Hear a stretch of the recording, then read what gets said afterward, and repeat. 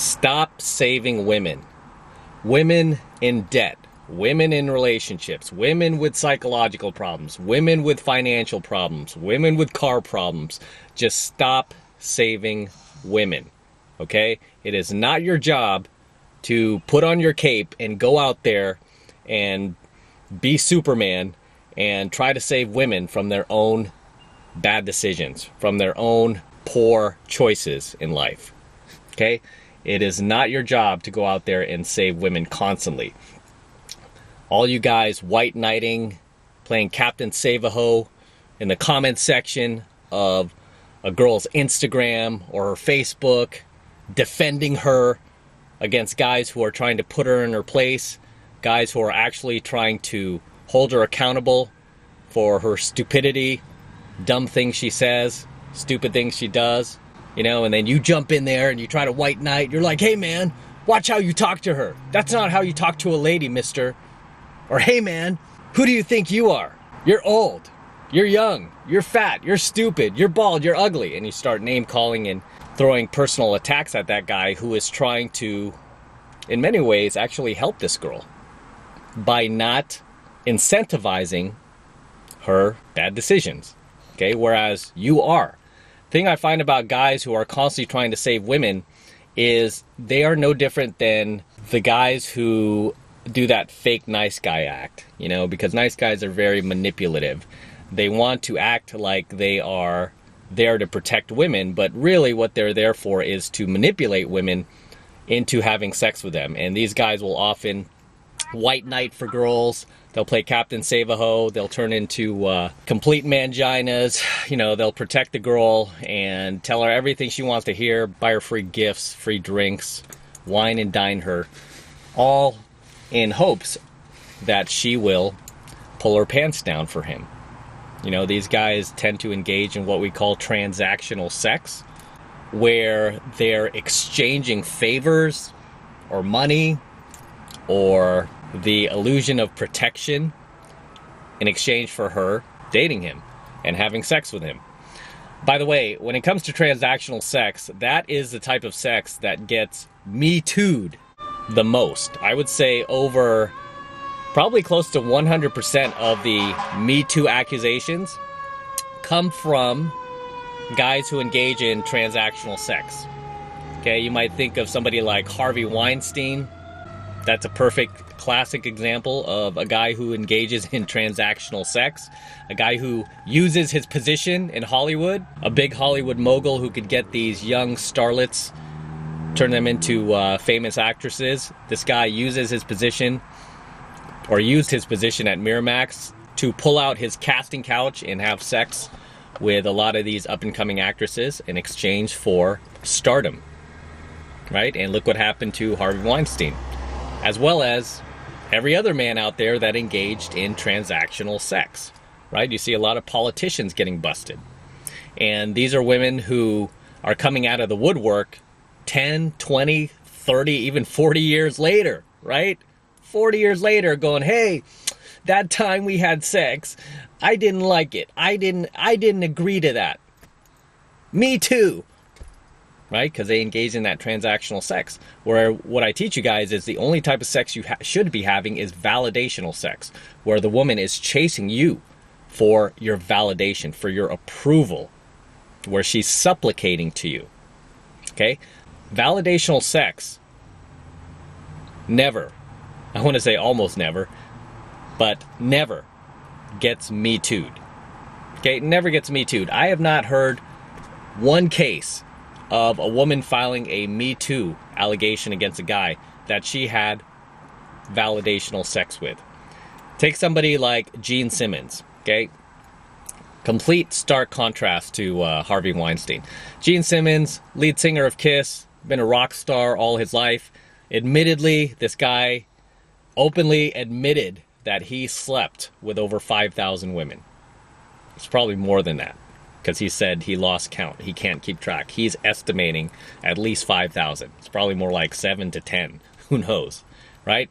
Yet, not a single one of these women that he slept with throughout his entire rock star career, which began in the late 60s, early 70s, when he became the lead singer of Kiss. Not a single one of these girls have stepped forward and said, hey, Gene Simmons raped me. Or Gene Simmons, lead singer of Kiss, I didn't agree to having sex with him. Not a single one. Why? Because they wanted his validation. They're like, he's Gene Simmons. He's the lead singer of the hottest band in the world. At least they were at the time, right? They're still pretty big. They still fill up a stadium. But most of these women are like, he's Gene Simmons. I want those bragging rights. I want to be able to tell my friends, hey man, I slept with Gene Simmons. I slept with that guy. Okay? Nobody, okay? No girl out there wants to brag about sleeping with Harvey Weinstein. Girls are ashamed of that. Okay? Girls are ashamed of that. Who did he have sex with? Gwyneth Paltrow, Rose McGowan, I think, right? Was she one of them? All these girls kind of hid the fact that they had sex with him, that they did him sexual favors. They hid it until all these other women stepped forward and they're like, well, Harvey Weinstein raped me. And then they felt brave enough to come forward as well. And they're like, yeah, he raped me too, right? Me too. Makes it so much easier for women to just follow the pack. They don't have to put themselves out in front. Okay, all it takes is one girl to step forward and then the rest will follow. But this is why you never want to engage in transactional sex. Only validational sex. Remember that, guys. Okay, only validational sex where the girl is chasing you for your validation, for your approval, because she values you. She sees you as a high-value male. Whereas if she's engaging in transactional sex with you, watch out, man. If you ever become important in the world, maybe not right now, but in the future, if you do something big, if you invent something, if you build the next Google, the next Facebook, the next Amazon, you become successful or you become a celebrity somehow, maybe a professional athlete, maybe a famous actor, singer, politician, and you've engaged in transactional sex where you're doing favors for these women, where you are trying to save them in exchange for sex, spoken or unspoken, guess what? That shit will come back to haunt you. It will come back to haunt you. This is why I laugh at all those nice guys that want to throw salt and get all salty over guys like myself, guys who are pickup artists. They're like, you guys are manipulating women. You're evil players. And it's like, no, dude, we're not the evil players. You don't understand pickup. Pickup is about presenting your best, most authentic, and most genuine self to the girl. What you are doing is manipulative because you're not doing that. You are presenting an agent of yourself. You are filtering yourself with a girl. You're not being completely honest with who you are with a girl. You're presenting an image of yourself that you think she would want to see, that you think she would be attracted to, instead of your real self, instead of putting your real self out there and having the balls to do that and having the balls to stand by what your true values and your true beliefs are. You know, I don't hide any of that like these manipulative, fake nice guys do.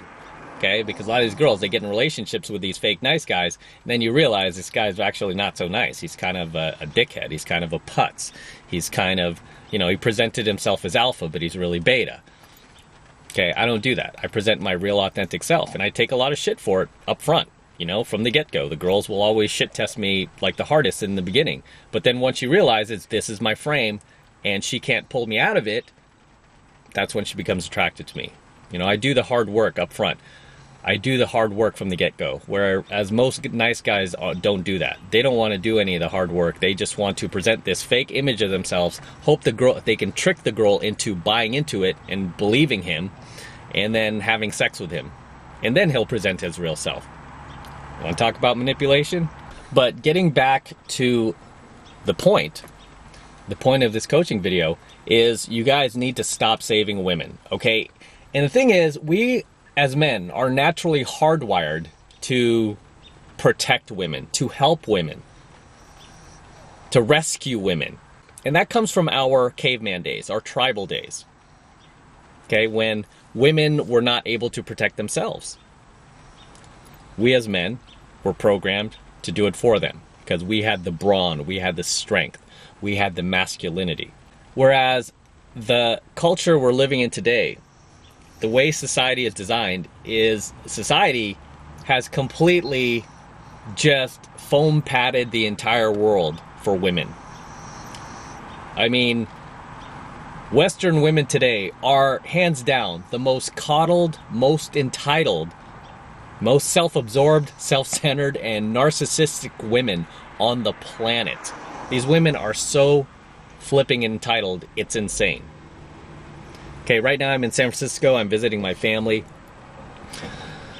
And here in the city, we have a term called 49er when it comes to women. And I'm not talking about the football team here, 49er. Okay, even though I was born and raised here in San Francisco, I am a diehard Cowboys fan, by the way. I hate the 49ers. So all you Niner fans, you're like, dislike, unsub.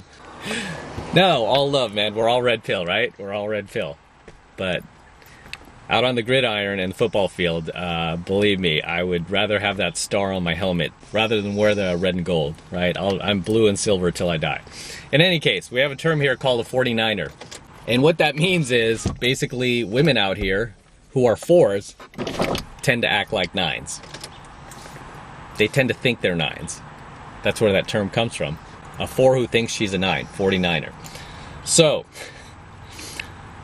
understand the culture we're living in today is nothing like it was back when we were living in caves. It is not our job as men to protect women any longer. Because I get a lot of women calling me out on this, like, hey man, what kind of man are you not protecting us and, not coming to the rescue? And it's like, hello, society at large, government, politicians, they've set everything up to do nothing but protect you and rescue you. I mean, take single moms, for example. Why do you think so many women are having kids out of wedlock? It's because the government, they know the government will support them. The government will send them checks. The government will take care of them. Why do you think so many women are horrible with their money? They don't bother to save. They don't have a 401k plan. They don't invest. They have nothing in their savings account. And they could be in their 30s, 40s, 50s. They have nothing to show for all these years working. Why? Because we don't hold them accountable. Because they know at the end of the day, they've got Uncle Sam right behind them, ready and willing to take care of them. Ready and willing to rescue them, to save them. And for the record, who do you think enacts all these laws into legislation? It's not women, it's men. Men are responsible for all these laws that are protecting women, saving women, giving women financial aid, incentivizing their piss poor behavior in the world, not holding them accountable. Men are responsible for creating feminism. Men are responsible for allowing women to vote, which has done nothing but completely ballooned the welfare state and income taxes. Men are responsible for all of this. Why? Because they think it's their job to continue to save women, and it's not. Okay? It's not. On a macro level, there's not much we can do about it as individuals unless you have that power and you happen to be a politician who can enact legislation into law.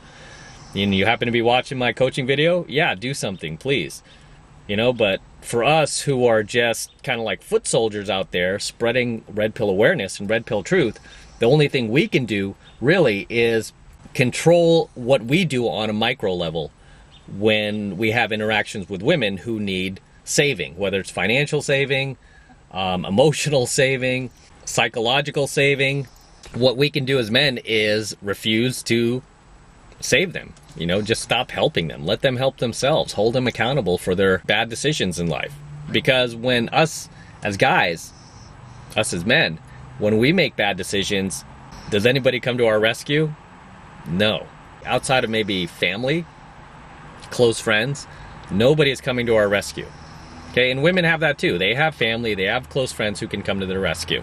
They don't need you, this outsider who you want to play like Clark Kent and look for any woman you can potentially save that is good looking, that you can extort sex from by trying to be this disingenuous person and present yourself as this fake nice guy that you think that she'll like. It's just not your job to save women. Okay, stop doing it, guys. And, especially you guys that I see out in venues, because I'm out there 4 to 5 times per week doing game, and I mean, not a week goes by where I see at least a few white knights and Captain Save-A-Hos and Manginas out there trying to rescue women in the venue from a guy that she's voluntarily chosen to go there with, whether she's on a date with this guy or he's her boyfriend or she's in an LTR with him, and then they get into a verbal argument and it starts to get loud because, you know, as you know, women love to make a scene. By the way, this is why you never want to fight with your girl in public, because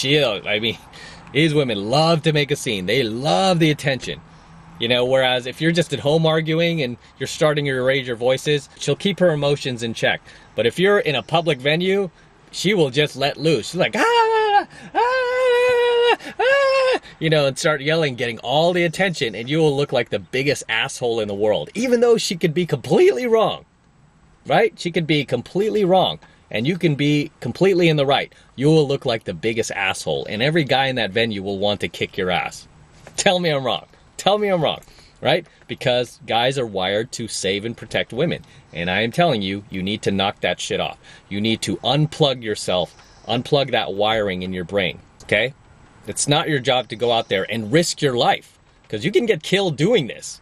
It's not like guys have not gotten killed in the past by some alpha male, right? Some beta tried to interrupt his argument with his girl that was between him and his girl, and he got killed.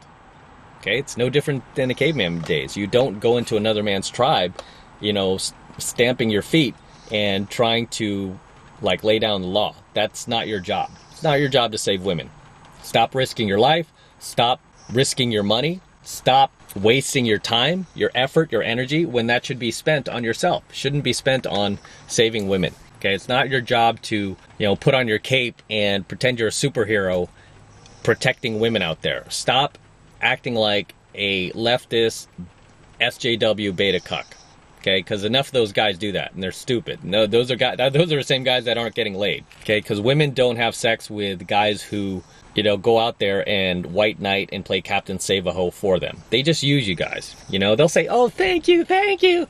They'll thank you, but they're never gonna have sex with you. She can't feel sexual attraction for a guy who supplicates to her, who cheerleads for her piss poor decisions. You know, women have sex with guys who hold her accountable, guys who call her out on her shit, guys who aren't afraid to put her in her place. That's who women have sex with. That's who they have sexual attraction for, because you're demonstrating to her that you don't need her vagina that bad, right? You're demonstrating to her that she can trust you to be a man, that she can trust you to lead. Inadvertently, because you're demonstrating those masculine qualities to her, she will naturally become sexually attracted to you, because she'll feel like, wow, this guy can protect me if he wanted to, if I needed him to. But even then, you shouldn't, right? You shouldn't. It's not your job to protect women anymore, and just stop wasting your time doing it, because the ROI on saving women is horrible, okay? ROI, for all you guys who never studied business, it stands for return on investment. The return on investment is horrible for saving women. You don't get your return on investment thinking, you know, that this girl is going to date you, have sex with you, even be arm candy for you.